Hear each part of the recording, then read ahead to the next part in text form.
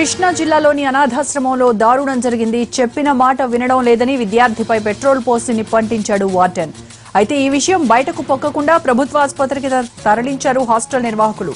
అయితే ఈ విషయం విద్యార్థి సంఘాలకు తెలియడంతో ఆందోళనకు దిగారు. దీనిపై మరిన్ని వివరాలు మా ప్రతినిధి హరీష్ నడుదాం. హరీష్, అనాథాశ్రమంలో జరిగిన దారుణానికి సంబంధించి డీటెయిల్స్ ఏంటి?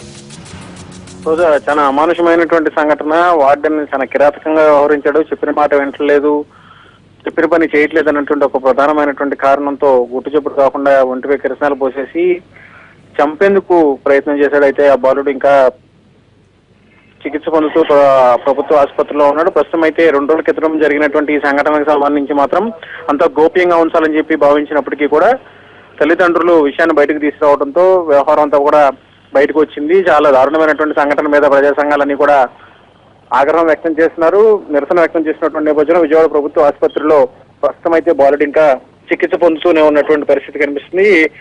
వైద్యులు కూడా ప్రస్తుతం బాలుడికి చికిత్స అందిస్తున్నారు. అయినప్పటికీ కూడా బాలుడు కోలుకోవడం మాత్రం ఇంకా టైం పడుతుందని చెప్పి వైద్యాధికారులు చెప్తున్నారు. వ్యవహారం మీద ప్రజా సంఘాలు, విద్యార్థి సంఘాలన్నీ కూడా ఆసుపత్రి వద్ద వార్డెన్ తీరు మీద నిరసన వ్యక్తం చేస్తున్నారు. ఇప్పటికే వార్డెన్ కి సంబంధించినటువంటి సమాచారం ఉన్నత విద్యాశాఖ అధికారులకు అందించడంతో వార్డెన్ కి సంబంధించినటువంటి వ్యవహారం మీద చర్యలు తీసుకోవడం, రెవెన్యూకి సంబంధించినటువంటి అధికారులు కూడా విచారణ జరుపుతుంది.